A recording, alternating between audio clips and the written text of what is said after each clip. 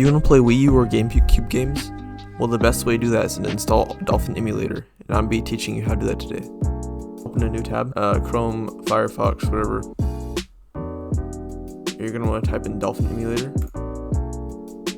So you're going to want to click here and download it. Choose one that works the best for your operating system. You go for these two, but I mean, I would go for the, like the most stable versions.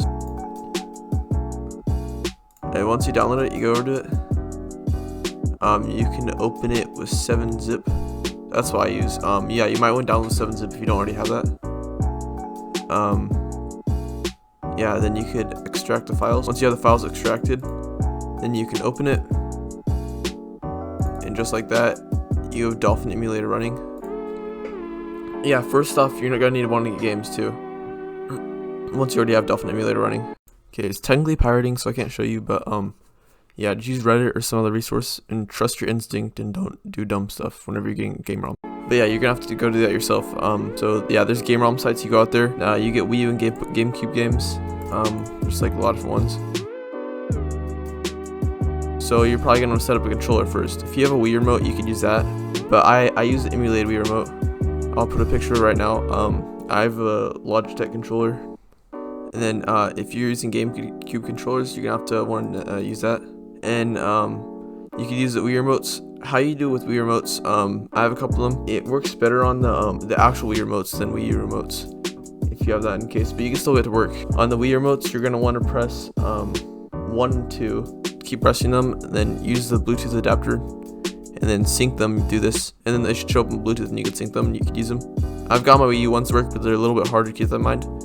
But what I do is I like to use I like to emulate it, the controllers, and then once you have like the controller emulated, you're gonna need to configure it and map each of the buttons. So you're gonna choose each of the buttons, and then once you choose it, push the button on your controller.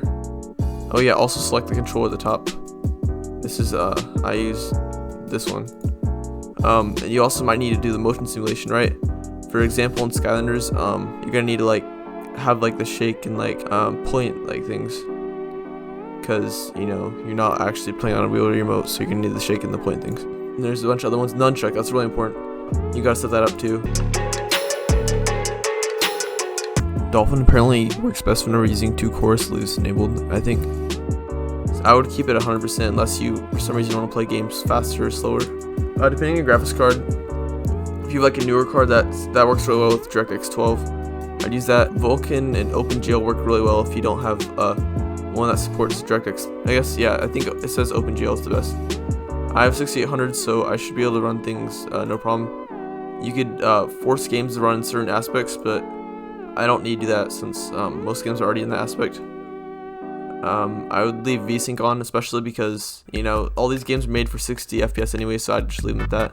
Okay, and specialized, I was having some stuttering issues.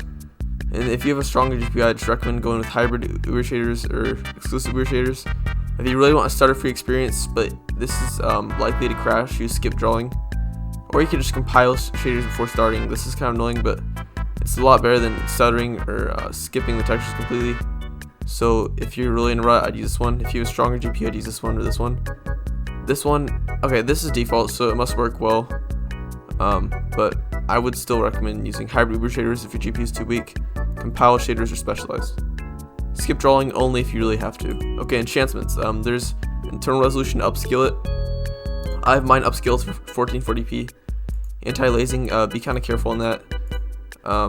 Yeah, upscaling and anti-aliasing is going to be really use like a lot more GPU.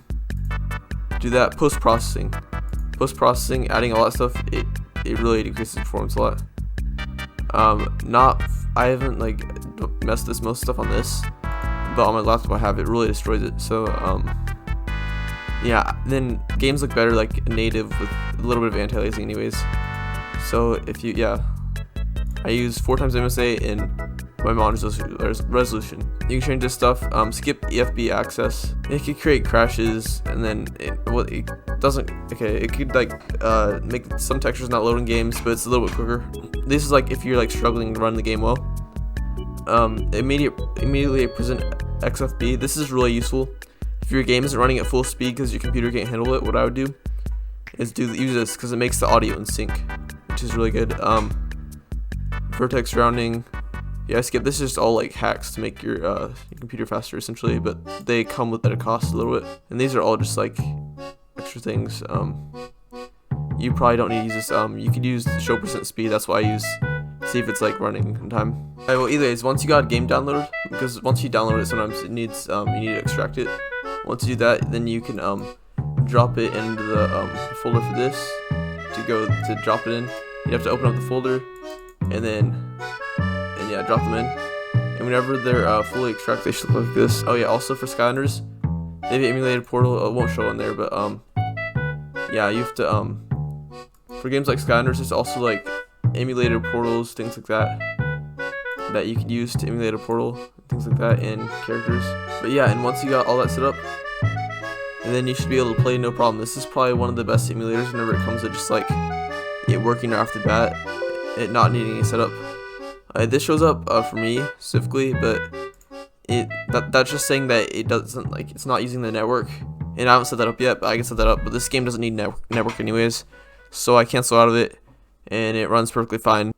Either ways, all I gotta know is that once you have running well, okay, the first time running, I would check the speed, and then also let me, oh yeah, once you exit out, it asks if you want to quit the emulation. You can say no or yes. And if you're out of full screen, you can't double click to get back into full screen. So the easiest way to get back into full screen is have it like open, right, and then push the full screen button right here. That's the easiest way to get back into full screen. And once you get everything set up and all the controls set up, then you can start playing. And yeah, that's what I'm gonna say. Well, either ways, if you like this tutorial, subscribe, because I might be doing more tutorials in the future.